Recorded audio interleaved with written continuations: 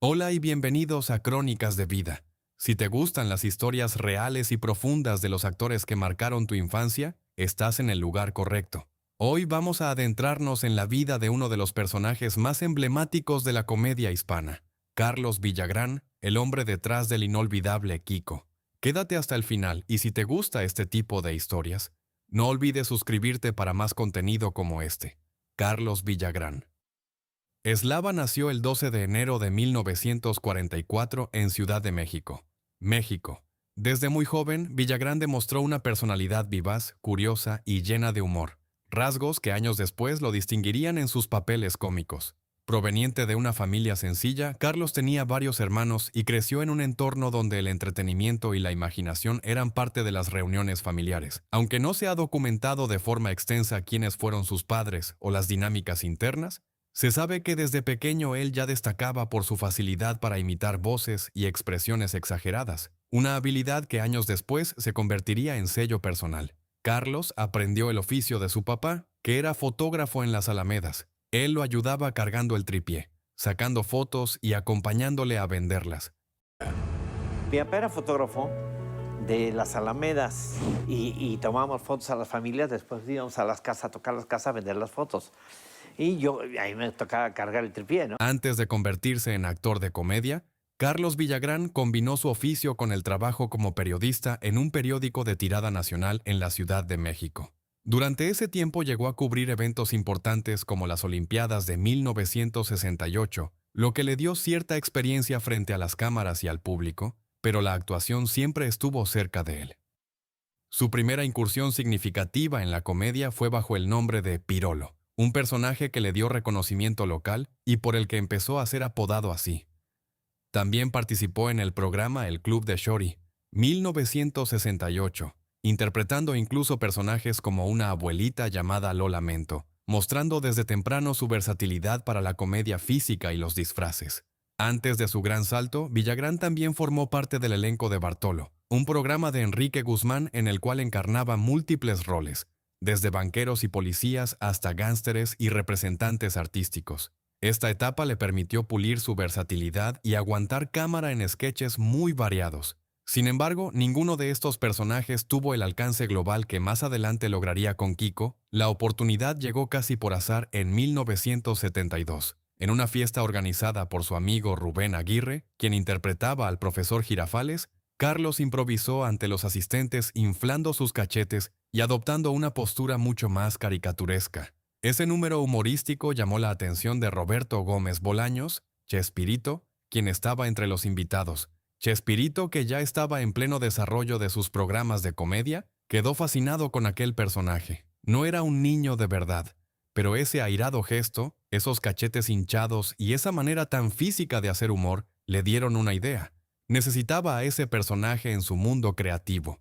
Fue así como poco a poco empezó a invitarlo a participar en sketches de los supergenios de la Mesa Cuadrada, dentro del programa Sábados de la Fortuna. La presencia de Villagrán en el universo de Chespirito no empezó con El Chavo del Ocho, sino con la estructura anterior, donde se hacían sketches de distintos formatos. Gracias a su conexión con Rubén Aguirre y la intuición de Chespirito de apostar por su comicidad, Carlos se fue ganando un lugar dentro del reducido pero talentoso elenco. Tras su llegada al elenco de Chespirito, Carlos Villagrán alcanzó fama internacional interpretando al personaje de Kiko en El Chavo del Ocho, uno de los programas más exitosos de la historia de la televisión hispana. La serie, que empezó a transmitirse en 1973, fue vista en decenas de países y traducida a múltiples idiomas.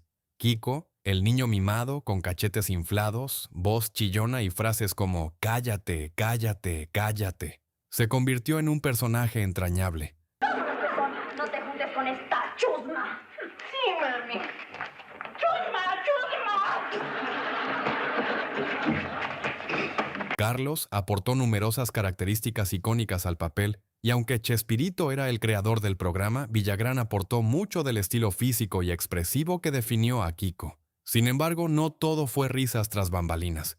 En 1978, Carlos Villagrán dejó El Chavo del Ocho, y las versiones de ese momento han sido materia de debate durante décadas. Según declaraciones del propio Villagrán, su salida no fue completamente voluntaria. En entrevistas recientes, él ha dicho que fue retirado del elenco cuando su popularidad creció demasiado. Porque me había sacado del programa del Chavo porque Kiko se había subido en popularidad al mismo Chavo. Entonces me sacan del programa y Azcárraga me manda a hablar. Me dice, yo quiero hacer un programa ya sin cachetes. Otras versiones señalan que el conflicto surgió por temas creativos y tensiones personales con Chespirito. Villagrán creía que su Kiko había alcanzado una identidad propia que merecía mayor control, mientras que Gómez Bolaños insistía en que todos los personajes, incluyendo Kiko, eran parte integral de su obra. Aunque hubo tensiones, Villagrán filmó sus últimos episodios de El Chavo del Ocho en 1978 con aparente normalidad, lo que sugiere que el distanciamiento fue gradual y no un corte abrupto en términos de producción. La salida de Kiko del programa tuvo un efecto notable en la dinámica del elenco. Algunos compañeros de reparto comentaron que la popularidad del personaje alteró las expectativas laborales dentro del grupo, y esto creó una atmósfera de competencia, en algunos casos marcada por celos y resentimientos. Tras dejar El Chavo del Ocho, Villagrán se trasladó a Venezuela, donde trabajó con la cadena Radio Caracas Televisión. Allí protagonizó una serie de programas como El Niño de Papel en 1981, Federico entre 1982 y 1983, y Las Nuevas Aventuras de Federico en 1983. Más adelante, Villagrán regresó a México y protagonizó A que Kiko, una sitcom producida por Telerey para Imevisión, hoy TV Azteca, que se emitió entre 1987 y 1988. En ella volvió a interpretar al personaje, aunque con ligeras diferencias, y contó con la participación de Ramón Valdés como Don Ramón. Este proyecto fue breve, con pocos episodios producidos, pero significó uno de los pocos intentos de reintroducir a su icónico personaje en la televisión mexicana después de su salida de Televisa. La salida de la serie no solo generó distanciamiento con Chespirito, sino también un conflicto de autoría. Carlos intentó continuar usando su personaje en espectáculos y otros proyectos, pero Roberto Gómez Bolaños, como titular de los derechos de El Chavo del Ocho, reclamó la propiedad intelectual de todos los personajes, incluyendo a Kiko. Esta disputa legal marcó buena parte de los años posteriores, forzando a Villagrán a adaptar su personaje con ligeros cambios en nombre o diseño, cuando lo usaba fuera de las producciones originales, especialmente en giras y espectáculos circenses. Y alguien quiso ser dueño de todo, Chespirito. Todos los personajes que nosotros empezamos en el 70 y en el 79, 9 años después, ya estaban formados los personajes y los registró como suyos. Estos shows se convirtieron en su principal fuente de ingresos y en la manera más directa de conservar el vínculo con el público.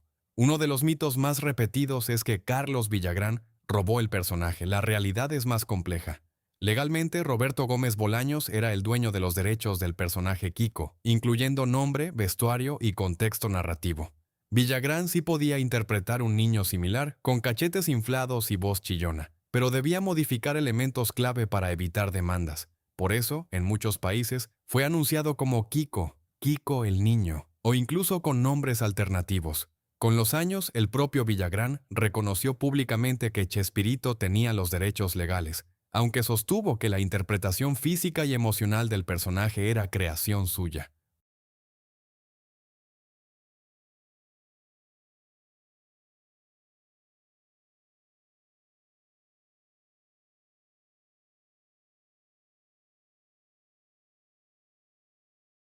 Uno de los capítulos más recordados y emotivos de esta etapa fue su reencuentro con Ramón Valdés, el inolvidable Don Ramón. En 1987, ambos coincidieron en el programa A que Kiko, producido fuera de Televisa. Este proyecto marcó la última vez que Villagrán y Valdés trabajaron juntos, ya que Ramón Valdés fallecería en 1988. El programa fue breve pero muy significativo para los fans, pues representó una reconciliación artística entre dos figuras queridas, ahora fuera del control creativo de Chespirito. Lejos del escenario, Carlos Villagrán formó una familia numerosa. Es padre de 6 hijos, entre ellos Gustavo, Carlos Jr. y Silvia Villagrán, algunos de los cuales incursionaron en el medio artístico.